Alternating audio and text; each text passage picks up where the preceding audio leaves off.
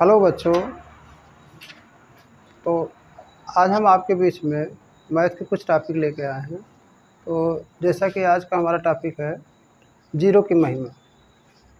तो जीरो की महिमा अर्थात शून्य की महिमा।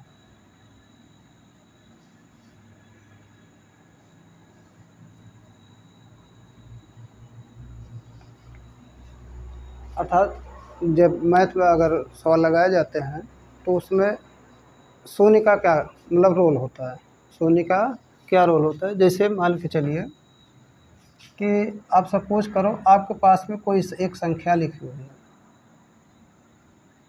तो संख्या का ये दायां पक्ष हुआ, संख्या का ये बायां पक्ष, संख्या के ये दायां पक्ष, ये आपका बायां पक्ष अर्थात लेफ्ट हैंड साइड, ये राइट हैंड साइड।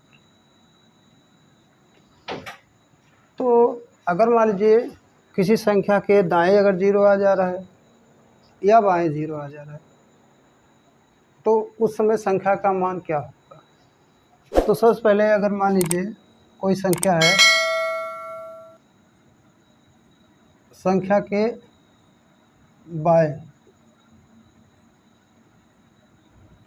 बाएं ओर शून्य आते हैं।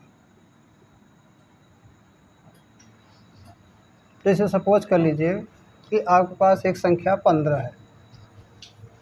अब 15 का देखा जाए, 15 के बाद 15 के पहले, मतलब 15 के पहले जो होगा वो बायां बोला जाएगा।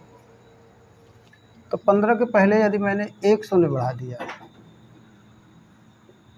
यदि एक शून्य बढ़ा दिया तो आप इसको ऐसे भी लिख सकते हो, यदि एक शून्य आता है तो आप इसको कुछ इस प्रकार से लिख सकते हो, या एक से अधिक आ जाए, या एक से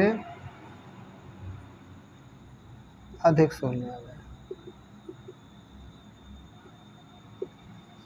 एक से अधिक शून्य आ रहे हैं, तो एक से अधिक शून्य आ रहा है तो आप कुछ इस तरीके से लिख सकते हो। जैसे 2 शून्य आ गया तो इसे, 3 शून्य आ गया तो इसको आप इस तरीके से लिखेंगे 0000015। फिर देखिए 0000015। अर्थात यहाँ पर देखा जाए कि ये इकाई का अंक है, ये दहाई का अंक है।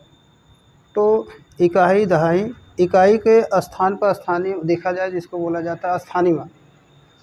तो यहाँ 5 आ रहा है, यहाँ 1 आ रहा है, परंतु स्थानीय मान सबका ही आगे वाले जो जितने भी अंक आ रहे हैं, जैसे सैकड़ा, फिर देखा जाए 1000, 10,000, लाख, 10 लाख, इतने जो हैं आप बढ़ाते चले जाएंगे, इन सब का स्थानीय मान 0 आ रहा है। इसलिए ये देखा जा रहा है इधर के जितने भी जीरो हैं इनका कोई रोल, अर्थात संख्या के मान पर कोई प्रभाव नहीं पड़ेगा। तो यहाँ पर निष्कर्ष ये निकल कर आया कि यदि किसी संख्या के पहले चाहे जितने भी आप जीरो बढ़ा देंगे तो संख्या के मान पर कोई प्रभाव नहीं पड़ेगा। तो निष्कर्ष हमारा पहले मिला, रिजल्ट हमारा मिल रहा है कि यदि किसी संख्या के बाईं ओर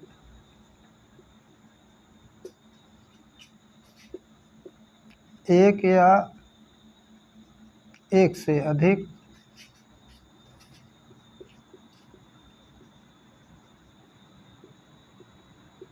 शून्य आ रहे हैं तब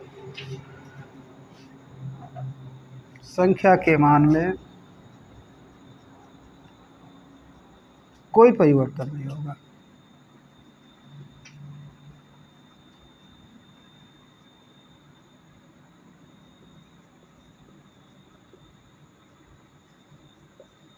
तो हमारा पहला निष्कर्ष ये मिल रहा है कि हमें एक रूल मिल गया, एक नियम मिल गया। यदि कोई संख्या दिया हुआ उस संख्या के बाईं ओर, या आप कह सकते हो कि संख्या से पहले, तो देखा जाए आप जितने चाहे एक लगाओ चाहे अनेक जीरो लगाओ तो संख्या के मान में कोई परिवर्तन नहीं होगा। तो हमें पहला निष्कर्ष मिल गया। यदि अब देखा जाए संख्या के बाद या संख्या के दाएं पक्ष में हम 0 को बढ़ाते हैं तब क्या होगा। तो संख्या के बाद में यदि हम 0 को बढ़ाते हैं तो हमारा निष्कर्ष क्या निकलेगा।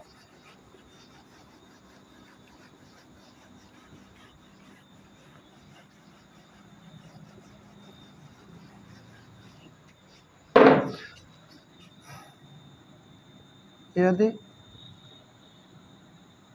संख्या के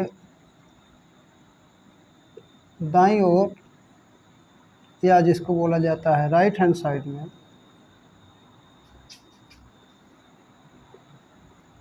शून्य आ जाए तब क्या होगा। जैसे हमारा उदाहरण क्या था 15। अब 15 के बाद 15 के बाद एक शून्य आ जाए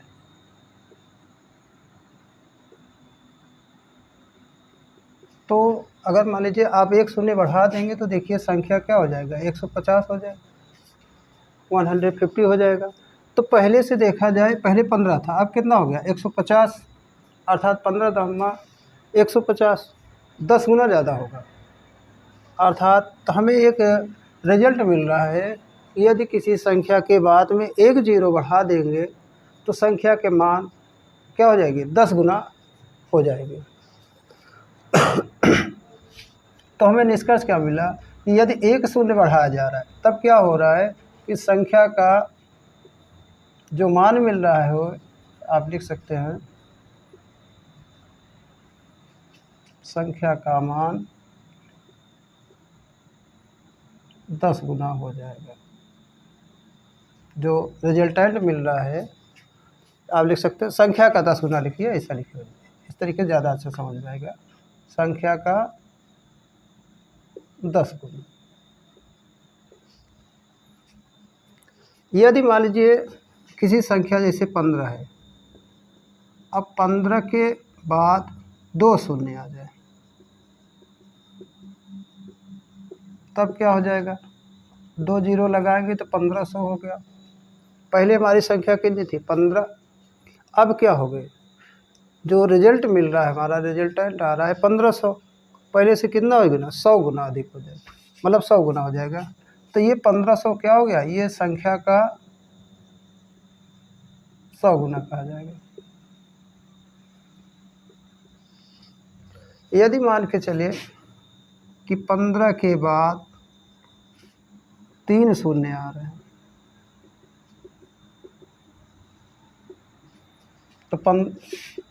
तो पहले हमारी संख्या कितनी थी जी 15, 15 के बाद हमने 3 0 बढ़ा दिया, तो 3 0 बढ़ा दिया तो ये संख्या का क्या हो जाएगा, 1000 गुना हो जाएगा। जो 1500 है वो संख्या का कितना हो जाएगा, 1000 गुना। अगर मान लीजिए कि संख्या के बाद 4 शून्य आए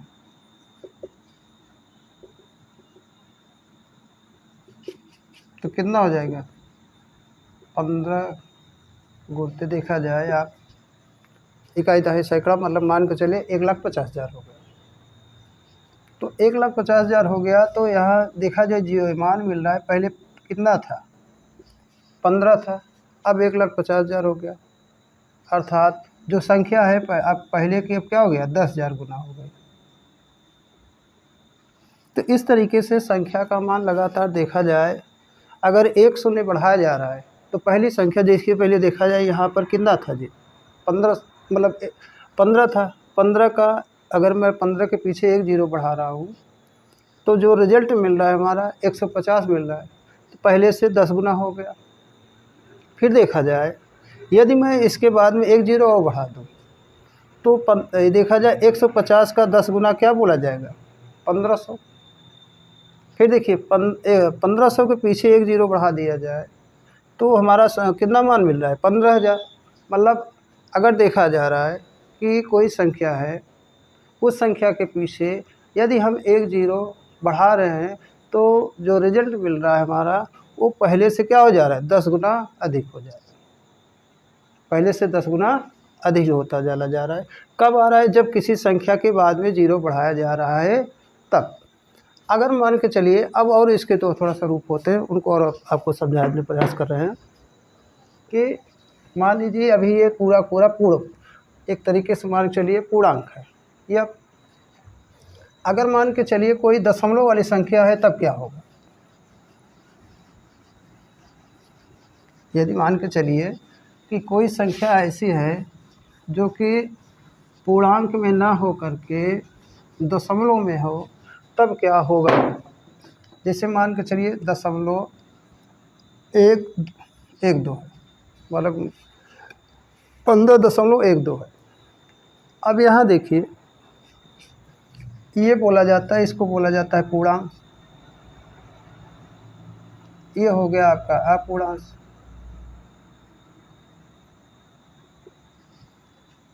तो देखा जाए, इसके पहले आप अगर थोड़े से पहले ध्यान दो, अभी भी पहला नियम बताया गया कि किसी पूर्णांक के पहले यदि आप जीरो लगाएंगे तो संख्या के मान में कोई परिवर्तन नहीं होगा।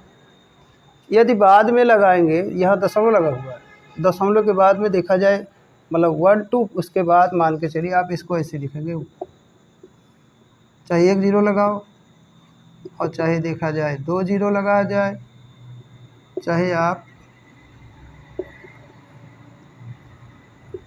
1 2 3 जीरो। तो आप मतलब यहाँ देखा जा रहा है कि दशमलव के बाद जितने भी अंक हैं उसके बाद चाहे जितना आप जीरो लगाएं, तो इस स्थिति में भी संख्या के मान में कोई परिवर्तन नहीं होगा। मतलब कहने का यह हुआ कि अगर कोई दशमलव वाली संख्या है तो दशमलव से मतलब देखा जाए पूर्णांक से पहले या बाद में दो स्थितियाँ बन रही हैं।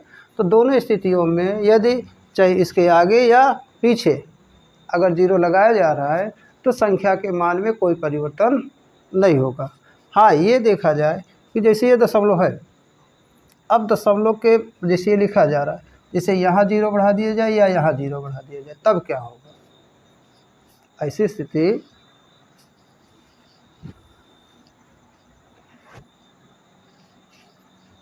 अगला टॉपिक ये है कि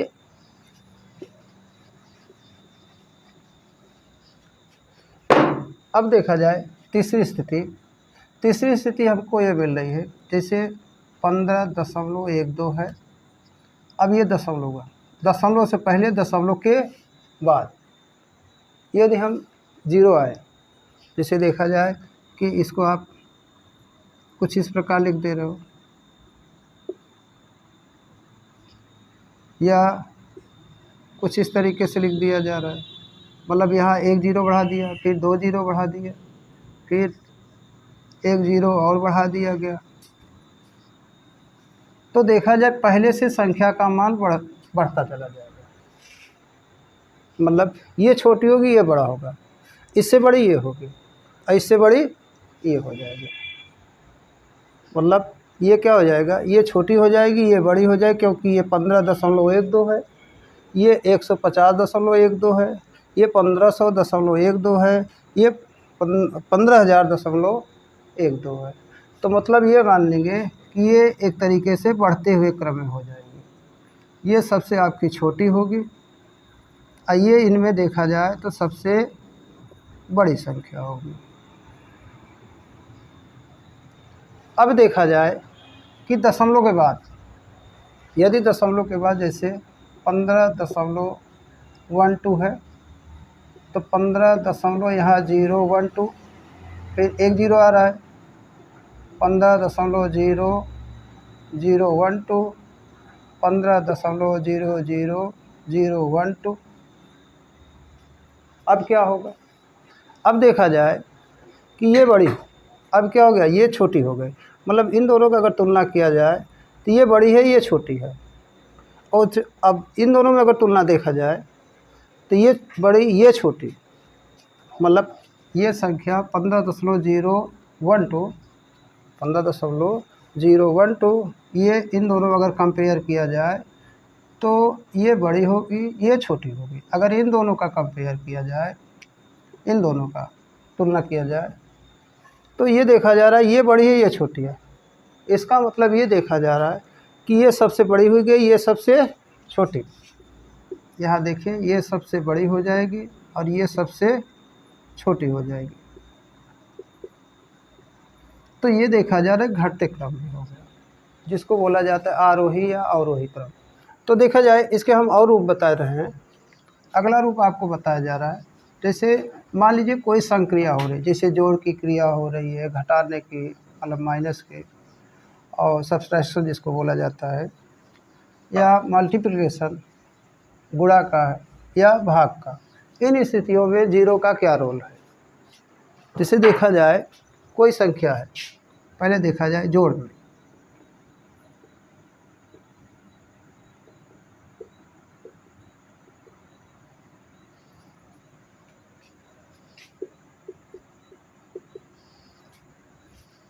जोड़ में शून्य का रोल, अर्थात ये कहा जा सकता है कि कोई संख्या दी गई है, उस संख्या में आप शून्य को जोड़ रहे हो, मतलब शून्य में मतलब संख्या में आप शून्य जोड़ रहे हो, तो परिणामी क्या होगा? परिणामी मिलेगी वही संख्या। मतलब आप जैसे सोचो, इसका उदाहरण जैसे 5 है, 5 में आपने 0 को जोड़ा, तो इसका जो परिणामी होगा वो 5 होगा। अर्थात यहाँ ये निष्कर्ष निकल रहा है, यदि किसी संख्या में यदि हम 0 को जोड़ेंगे तो संख्या का मान अपरिवर्तित होगा, अर्थात संख्या का मान नहीं बदलेगा। और साथ साथ तब आगे चल कर के बोला जाता है, जैसे शून्य को बोला जाता है योगात्मक तत्समक। इसीलिए इसको योगात्मक तत्समक बोला जाता है, क्योंकि अगर योगात्मक तत्समक उसको बोला जाता है जो किसी संख्या में जोड़ने पर संख्या के मान में कोई परिवर्तन न हो, तो उस संख्या को बोला जाता है योगात्मक तत्समक। तो इस प्रकार से हमें ये निष्कर्ष मिल रहा है कि यदि किसी संख्या में शून्य को जोड़ा जाए तो संख्या के मान में कोई परिवर्तन नहीं होगा। तो हमारा एक ट्रिक बन गया, हमें एक रिजल्ट मिल रहा है कि यदि कोई संख्या है, अगर इसमें 0 को जोड़ा जा रहा है तो जो रिजल्टेंट मिलेगा हमारा वो क्या होगा? एक संख्या या नंबर होगा, उस संख्या के बराबर होगा। अर्थात हम कह सकते हैं कि संख्या के मान में कोई परिवर्तन नहीं होगा, संख्या के मान में कोई परिवर्तन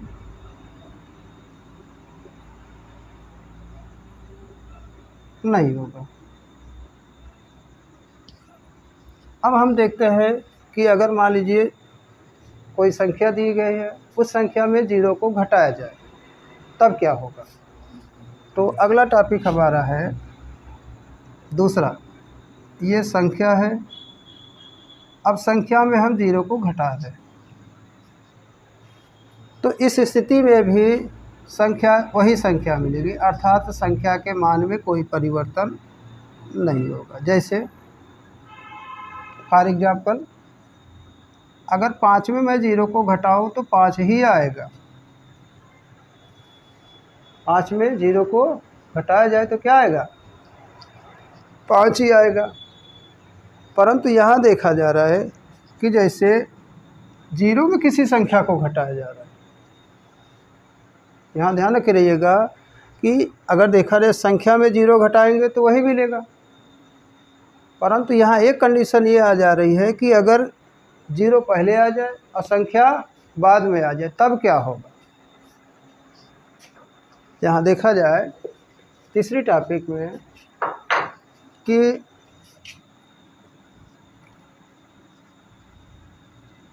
जीरो माइनस संख्या बराबर क्या होगा। तो देखा 0 में संख्या को घटाया जा रहा है तो जो परिणामी आ रहा है वो ऋण चिन्ह के साथ आएगा और परिमाण वही रहेगा। मतलब यहाँ देखा जाए 0 में यदि किसी संख्या को घटाएंगे तो परिमाण तो वही रहेगा, परंतु ऋण हो जाएगा, चिन्ह बदल जाएगा। यहाँ सबसे ब्लंडर मिस्टेक होती है जब कैलकुलेशन लोग करते हैं, तो कैलकुलेशन के समय यहाँ पर बहुत से ज़्यादा लोग गलती कर जाते हैं। इस बात को आप नोटिस करके रखिएगा जैसे देखा जाए इसका उदाहरण, जैसे 0 में यदि 5 को घटाया जाए तो आपका जो परिणामी होगा वो -5 होगा। अगला टॉपिक हमारा है कि यदि कोई संख्या है, उस संख्या में यदि हम 0 का गुणा करें तो क्या होगा। कोई संख्या है, अब उस संख्या में मैं 0 का गुणा करूं तो जो गुणनफल प्राप्त होगा वो कैसा होगा।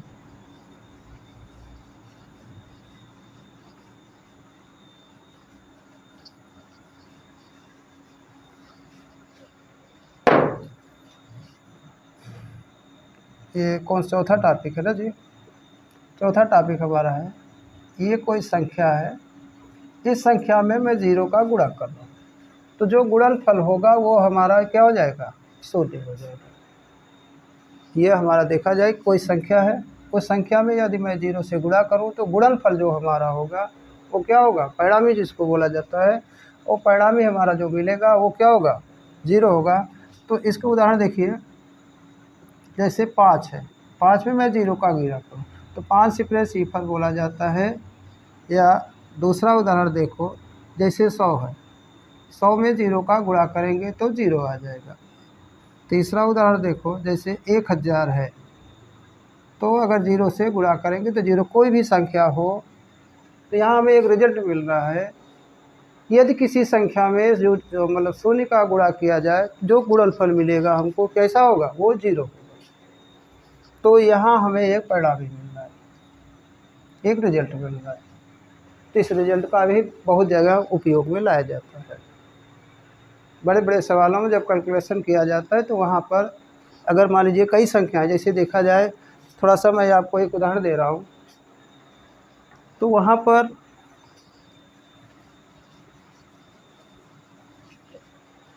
जैसे देखिए किसी ने लिख दिया कि 25 गुणते 22 गुणते 23 गुणते कितना है 23 24 21 गुणते 19 गुणते 18 का अगर मैं गुणा करूं तो इकाई के स्थान पर क्या है, तो मतलब ये कहा जा रहा है, ये आपको थोड़ा सा ध्यान रखिए। इस टाइप का देखा जाता है सवाल, मतलब कंपटीशन में हो या कहीं पर भी देखा जाता है, बहुत बार पूछा जाता है इस टाइप का सवाल। मान लीजिए कई संख्याएं दे दिया गया, अब यहाँ आपसे पूछा जा रहा है भैया मतलब इनका गुणनफल करें, इकाई अंक क्या होगा इसका। तो मतलब आपका प्रश्न ये हुआ कि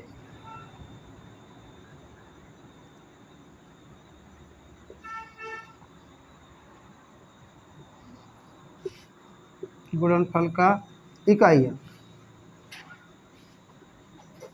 अब आप सपोज करो कि आपको थोड़ा सा ध्यान रखिए, बहुत से ऐसे लोग आप गुणा करने लगेंगे पूरा का पूरा, भाई यहाँ से वहाँ तक क्या करेंगे, गुणा करने लगेंगे। एक रास्ता तो वो है। दूसरा रास्ता ये है कि सवाल अगर यदि आप इसको गुणा करेंगे तो 1 से 2 मिनट खा जाएगा, तो वहाँ आपको बहुत दिक्कत होगी, समय आपको ज़्यादा लग रहा है। हमें ऐसा कोई उपाय ढूंढे ताकि हमारा जो आंसर है वो हो सकता है बगैर कलम उठाए ही आ जा सकता है। अब जैसे इधर देखो, ये 5 है इकाइयाँ, अगर इसमें देखो कोई सम संख्या है, जैसे 5 दूनी 10, 5 दूनी 10, या इधर देखिए 5 8 40, तो अगर मैं 5 में 2 का गुणा करूं तो 5 दूनी 10 आ गया, तो इकाई अंक हमें क्या मिल गया, 0। इकाई अंक हमारा 0 मिल गया। तो 0 से चाहे इसमें चाहे जिसमें गुणा करेंगे तो इसका जो इकाई अंक होगा वो 0 हो जाएगा। आप चाहे गुणा करके देख लो, जो इकाई अंक होगा वो कैसा हो जाएगा, 0। अब जैसे इधर देखो 5 दूनी 10, अब 10 का गुणा मतलब देखा जाए जो ये इकाई हो जाएगा, ये क्या होगा, 2.5 होगा। तो इकाई से फिर देखिए 0 का 3 में गुणा करेंगे 0, फिर देखिए 0 का 1 में गुणा करेंगे 0, इसका इकाई अंक कितना 9 है, तो 0 का 9 में गुणा करेंगे 0। तो मतलब मान के चलिए इन दोनों का गुणनफल आपका आ गया 10। ऐसे सोचो, इन दोनों का गुणनफल आ गया 10, इसका इकाई अंक कितना है, 0। अब 0 का अगर मैं 3 में गुणा करूँ तो 0 हो जाएगा। फिर देखिए 0 का 1 में गुणा करूँगा 0 हो जाएगा, फिर 0 का 1 में गुणा करेंगे तो इन दोनों का गुणनफल 0, फिर 0 का 1 8 में गुणनफल करेंगे तो 0। तो इस तरीके से आपका ये बगैर पेन उठाए ही समस्या का समाधान हो जा रहा है। तो ये 0 का खेल है। 0 का खेल ये ऐसा है कि अगर किसी संख्या में मैं 0 का अगर ये प्रोसेस नहीं लग रहा होता तो आपका ये आंसर नहीं आता। तो आप ये ध्यान में रखे रहिएगा कि अगर किसी संख्या में 0 का गुणा किया जा रहा है तो जो गुणनफल होगा वो सदैव शून्य होगा। आगे देखा जा रहा है। अब भाग में थोड़ा सा आपको बता दे रहे हैं। इसके तो उपयोग बहुत सारे हैं। अगर आपको और तमाम प्रकार के न्यूमेरिकल हैं लगाया जाए तो बहुत सारे उसके मतलब रोल हैं। तो आगे देखा जा रहा है। अब कोई संख्या है, अब इस संख्या में मैं 0 का भाग दूँ तो आपका भागफल क्या प्राप्त होगा। तो देखिए ये जो भागफल होगा वो अनिश्चित होगा। अनिश्चित या इसको लिखा जाता है इनफाइनाइट। इसको इनफाइनाइट या इसको बोला जाता है अनंत। तो आप यहाँ पर भी इस चीज़ को आप याद करके रखेंगे। यदि किसी संख्या का हर 0 हो जाए तो उस संख्या का जो मान होगा वो क्या होगा, अनिश्चित होगा, या आप कह सकते हो इनफाइनाइट आएगा, अनंत जिसको बोला जाता है। अगला उपयोग देखो, यदि कोई संख्या है, इस संख्या की घात 0 हो जाए, संख्या की घात 0 हो जाए तो चाहे आप इसका उदाहरण भी लिख सकते हो। जैसे कहीं यदि आपको लिख दिया जाए 5/0 तो इसका मान इनफाइनाइट होगा। 6/0 ये भी इनफाइनाइट होगा, इसीलिए लिख दिया जाता है a/0 बराबर इनफाइनाइट। या कोई भी संख्या हो, उस संख्या में यदि हम एक 0 का भाग देंगे तो वो सदैव इनफाइनाइट आएगा। अब यहाँ अगला टॉपिक हमारा ये है कि यदि कोई संख्या है उसकी घात में 0 कर, उसकी घात 0 कर दूँ तो उस संख्या का मान ध्यान में रखिए 1 आता है। अब ये कैसे आता है, यदि किसी संख्या की घात क्या हो जाए, 0 हो जाए, तो उसका मान सदैव 1 के बराबर आता है। अब देखिए जैसे आप थोड़ा सा घातांक यदि पढ़े होंगे, जैसे कहीं लिखा हो 2/2, थोड़ा ध्यान दो, 2/2 लिखा हो, या मान के चलिए मैं 1/1 ले रहा हूँ, या और कोई संख्या लिख लो, जैसे 5/5 लिख लो। आपको 3 उदाहरण दिए। तो घातांक के नियम के अनुसार आप पढ़े होंगे, यदि कोई संख्या जैसे x⁴ मान के चलिए m है बटे x⁴n है, तो इसको लिख दिया जाता है x⁻m-n। x घाते m बटे x घाते n है, तो इस संख्या का मान घातांक के नियम से क्या हो जाता है, x घाते m-n। जैसे अगर मान लीजिए 2 की घाते यहाँ 3 है, यहाँ 2 की घाते 2 है, ऊपर पावर 3 है, नीचे पावर 2 है, या नीचे बड़ी है ऊपर बड़ी है। तो देखा जाए ऊपर बड़ी है नीचे छोटी है, या हो सकता है नीचे बड़ी हो जाए ऊपर छोटी हो जाए, ऐसा भी हो सकता है। तो मान के चलिए मैंने आपको एक उदाहरण दिया, तो इसको आप इस तरीके से लिख सकते हो 2×2×2 बटा 2×2। तो ये 2 तो कट गया, बचा क्या आपका 2 बचा कि नहीं बचा। अब देखिए घातांक के नियम के अनुसार आप इसको ऐसे भी लिख सकते हो डायरेक्टली। तो इसका रूप ये हो जाएगा 2 घाते, अगर मान के चलिए घात 3 है, ये क्या है जी 2 है, तो 3 में 2 को घटा दो तो 2 घाते 1 आ जाएगा, अर्थात 2 घाते 1 का मान हो जाएगा 2। तो इसीलिए अगर मान लीजिए कोई संख्या है उसकी घात m है और नीचे जो हर में है उस संख्या की घात n है, तो उसके बराबर लिख दिया जाता है कि x घाते m-n। अब यहाँ देखो थोड़ा सा, 1 की घात 1 है, 1 की घात 1 है। अब यहाँ थोड़ा सा ऐसे पहले देखो, 1 में 1 का भाग देंगे तो 1 आएगा, 2 में 2 का भाग देंगे तो 1 आएगा, 5 में 5 का भाग देंगे तो 1 आएगा। आप जान रहे हो। अब इसी तरीके से और तमाम संख्या है, जैसे आप मान के चलिए 1000 है, 1000 में यदि आप 1000 से भाग देंगे तो 1 आएगा। अब चाहे छोटी बड़ी जितनी चाहे उतना छोटा बड़ा ले सकते हैं।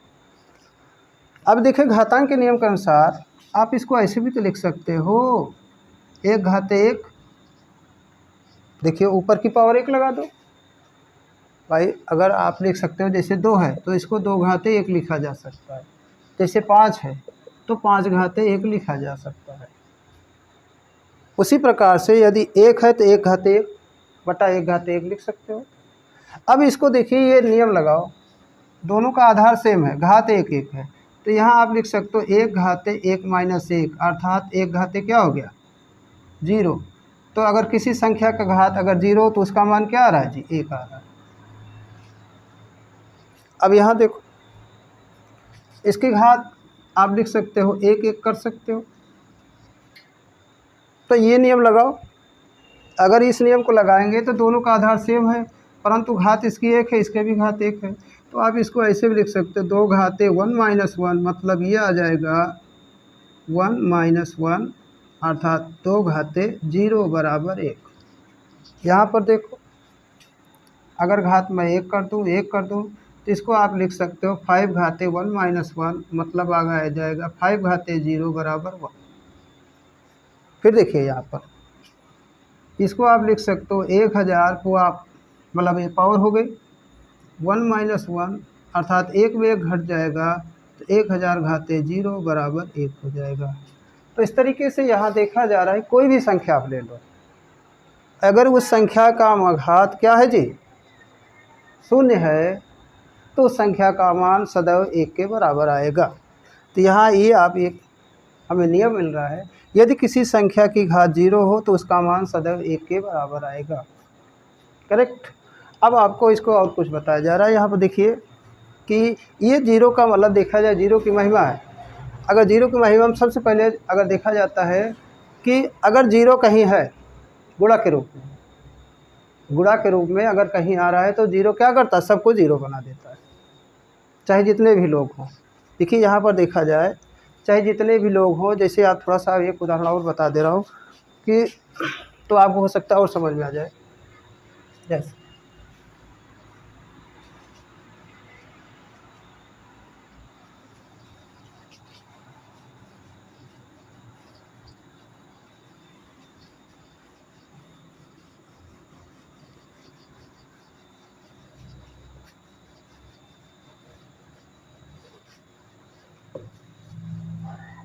जैसे तमाम संख्या दे दी जाती है, जैसे 15,255 गुणते 16,000 गुणते 0 गुणते 18,000 गुणते 25,000।